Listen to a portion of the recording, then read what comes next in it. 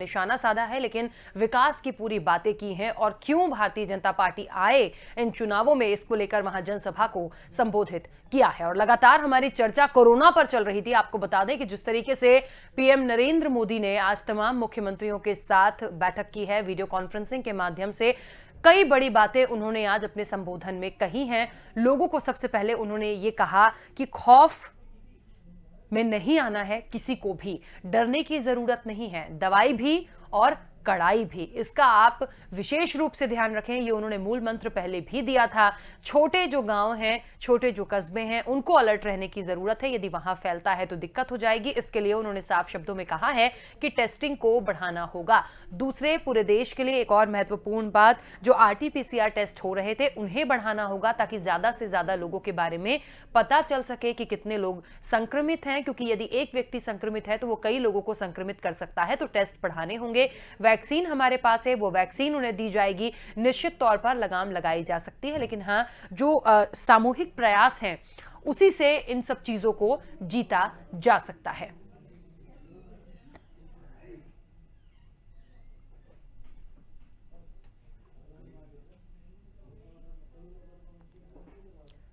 तो आपको बता दें कि कुछ राज्यों में अचानक केस बढ़े, खौफ में नहीं आना चाहिए, दूसरी लहर को रोकना होगा, छोटे शहरों में टेस्टिंग बढ़ानी होगी।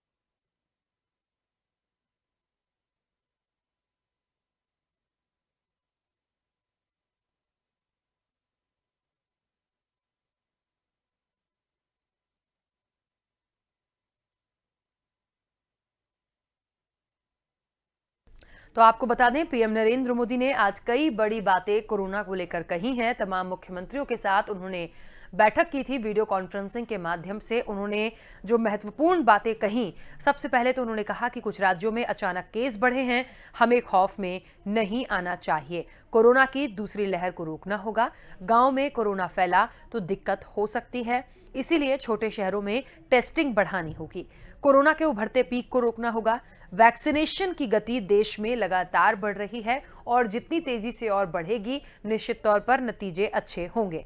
एक मंत्र उन्होंने दिया, दवाई भी और कड़ाई भी। आरटीपीसीआर को बढ़ाने की जरूरत है, स्वच्छता पर हर तरफ से बल देना होगा और सबसे बड़ी बात उन्होंने बोली कि सामूहिक प्रयासों से ही बेहतर नतीजे आएंगे।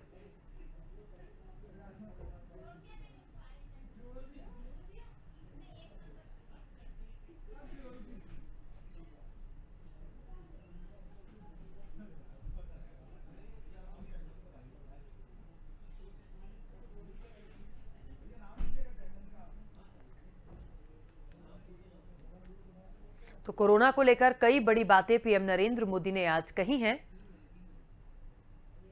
सामूहिक प्रयास करने होंगे।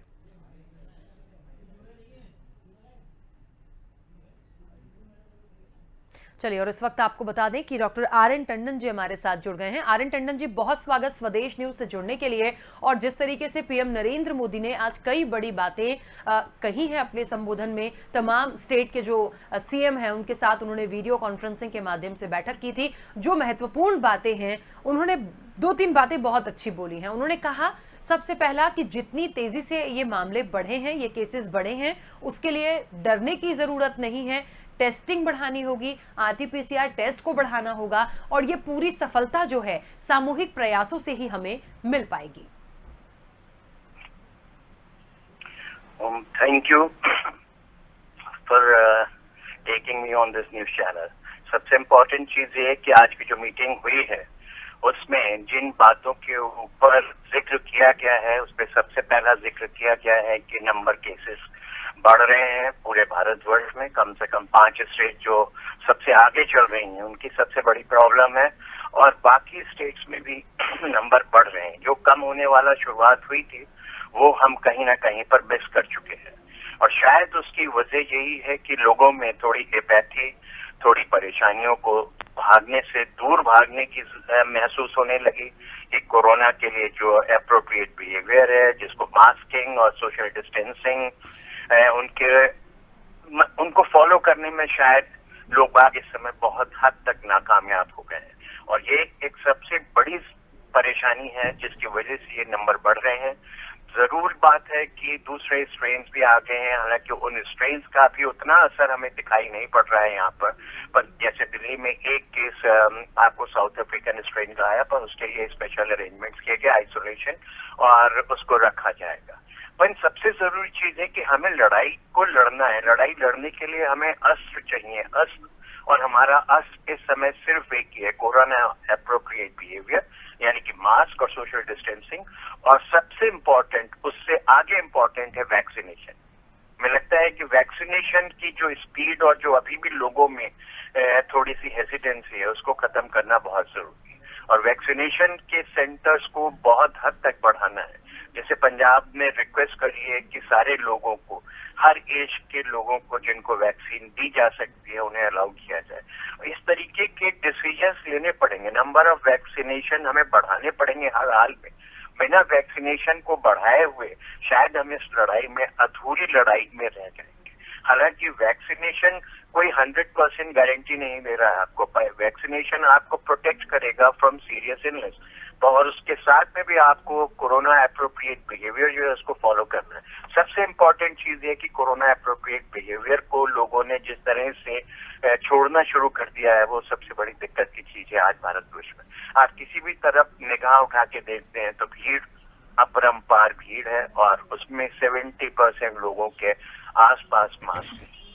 तो ये जो चीजें हैं इनसे हमें दूर हटना पड़ेगा। लड़ाई हमें ही लड़नी है। अगर हम ये सोचे कि हमारी बिहाफ पे कोई और लड़ेगा तो शायद मुश्किल होगा, और इस लड़ाई के लिए सबसे जरूरी है कि आम जनता एकजुट होकर के इस चीज को समझे कि उनका रोल सबसे बड़ा है, और उन्हें कहीं ना कहीं इस चीज को 100% मान के चलना पड़ेगा कि कोरोना एप्रोप्रिएट बिहेवियर के लिए मास्किंग बहुत जरूरी है, सोशल डिस्टेंसिंग बहुत जरूरी है, और इमरजेंसी जो भी प्रोग्राम है उसमें जाना जरूरी है। नॉन इमरजेंसी वर्क में इकट्ठा होना, घूमना फिरना, मिलना जुलना, इस चीज से थोड़ा दूर रहना पड़ेगा, तभी हम इस लड़ाई में आगे बढ़ सकते हैं। अदरवाइज जो देखने को मिल रहा है ट्रेंड, वो दिक्कत करेगा। बिल्कुल। आर्यन टंडन जी, एक बात जो गांव की बात उन्होंने बोली है, छोटे कस्बों की उन्होंने बात बोली है कि वहां पर भी टेस्टिंग बढ़ाने की जरूरत है, और यदि वहां पर इसी तरह से आंकड़े बढ़ते हैं तो वहां के लिए दिक्कत हो जाएगी। स्वच्छता का बहुत ज्यादा ध्यान रखना होगा। ये तमाम चीजें उन्होंने बहुत मुद्दे और महत्वपूर्ण रूप से उन्होंने कही हैं। आप किस तरह से लेते हैं इन तीनों चीजों को? देखिए, सबसे जरूरी चीजें हैं जो बातें कही गई हैं, इसमें कोई तो राय नहीं है कि ये पहले दिन से ही बात चल रही है, टेस्टिंग, ट्रेसिंग एंड ट्रीटमेंट। अगर आप टेस्ट करोगे तभी आप उनके अराउंड में 30 लोगों को कम से कम टेस्ट करोगे। इम्पोर्टेंट चीज क्या है कि एक कोरोना पॉजिटिव केस के इर्द गिर्द आपको कम से कम 30-40 लोगों को जो है टेस्ट करना पड़ेगा, ट्रेस करना पड़ेगा, जिससे कि कंफर्म कर सके कि उनके जो क्लोज कांटेक्ट है उनको कोई कोरोना का सिम्टम आ रहा है या कोरोना की पॉजिटिविटी मिल रही है, तब हम उसको ट्रेसिंग को अच्छी तरह से कर पाएंगे। तो इस बात को तो काफी समय से हम लोग कर रहे हैं कि हिंदुस्तान में हमें सबसे जरूरी चीज है इंफ्रास्ट्रक्चर को इम्प्रूव करना, और इस कोरोना में जरूरी इस बात को हर एक ने समझ लिया है। गवर्नमेंट ने हर लेवल पे इस बात को समझ लिया है कि गवर्नमेंट इंफ्रास्ट्रक्चर जो है उसको इम्प्रूव करना है, बढ़ाना है, और वो सब जगह बढ़ाना है, और खास करके हमारे जो रूरल एरियाज हैं वो, और इवन ऐसा नहीं है, हमारे जो सी और बी क्लास सिटीज है, उसमें भी हमें इन सब चीजों का ध्यान करना पड़ेगा।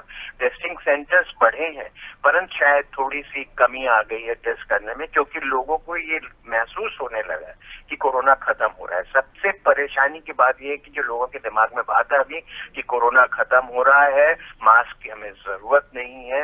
मैं समझता हूँ टेस्टिंग, ट्रेसिंग, ट्रीटमेंट, वैक्सीन सब चीजें इंपॉर्टेंट है, पर दो चीजों के ऊपर सबसे ज्यादा ध्यान देना है, और वो है मास्क, सोशल डिस्टेंसिंग, यानी कि अननेसेसरली के प्रोग्राम्स न ऑर्गेनाइज किए जाए, उसमें भीड़ ना लगाई जाए, जो इम्पोर्टेंट चीजें हैं उसके लिए ही कहा जाए, वो ही करा जाए, उसी में ही जाया जाए।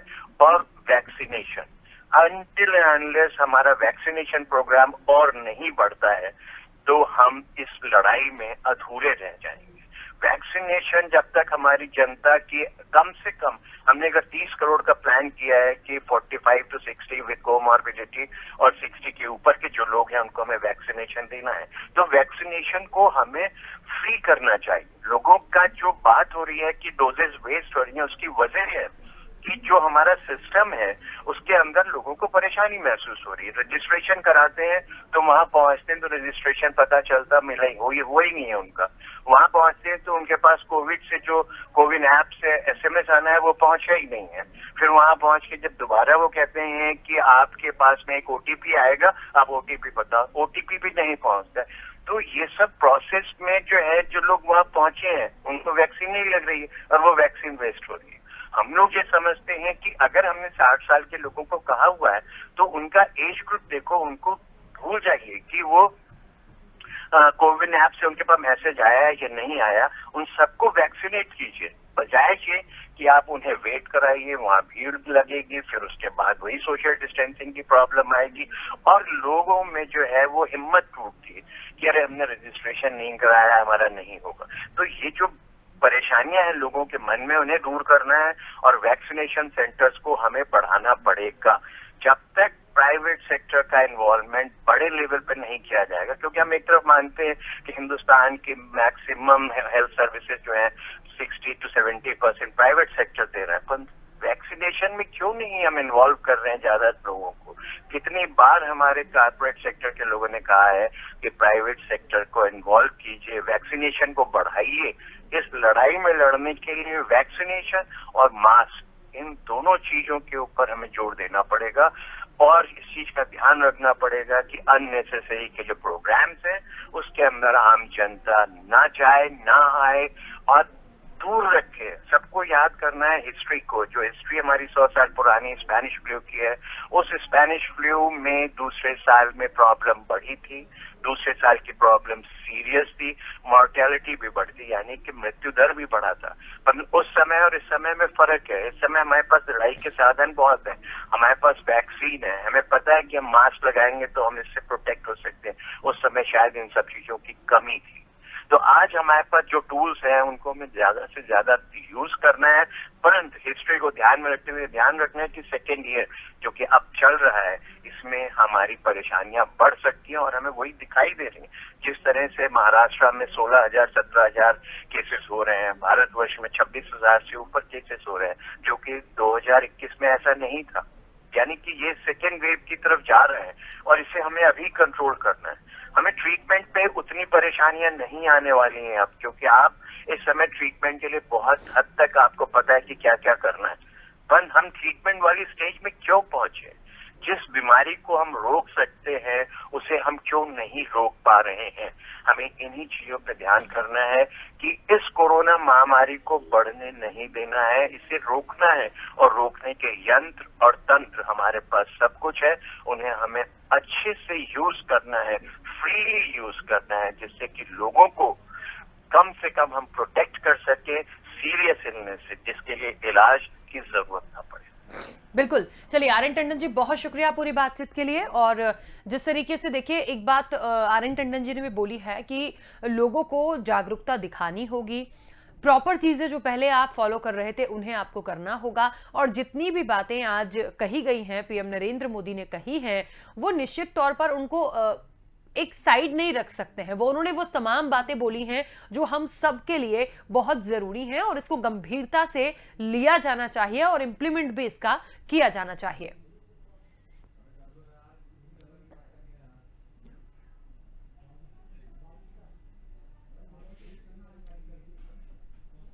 चलिए, तो लगातार कोरोना पर हम बातचीत कर रहे हैं और कोरोना के बाद ये जो तमाम चीजें हैं, मंथन हुआ है पीएम मोदी का, इस तमाम स्टेट्स के सीएम के साथ उन्होंने बैठक की है, बातचीत की है और कुछ बड़ी बातें जो उन्होंने कही वो हमने आप तक पहुंचाई है।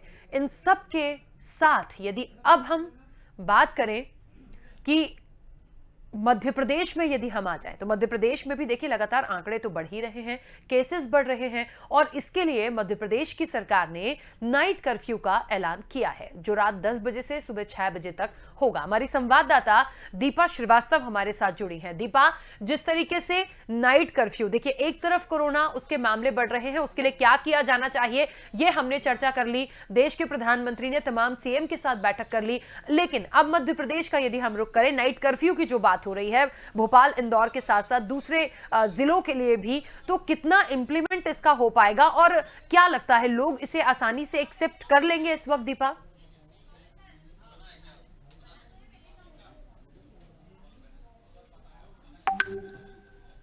जी निश्चित तौर पर राखी, अगर बात की जाए तो आम जनता में भी काफी खौफ की स्थिति अभी बनी हुई है। लोगों के अंदर एक बार वापस से जो डर था, जो पहले कोरोना को लेकर था और कहीं ना कहीं अब वो डर खत्म हुआ था। काफी लंबा समय लोगों ने घर में बिताया था और काफी हिचक के साथ व्यक्ति जो है बाहर निकले थे, ऑफिस दफ्तर जाना शुरू किया था। जो कहा सकता है कि बाहर जो एक सोशल लाइफ लॉकडाउन के दौरान खत्म हो गई थी, तो वो सोशल लाइफ जो एक बार वापस लोगों की शुरू हुई थी।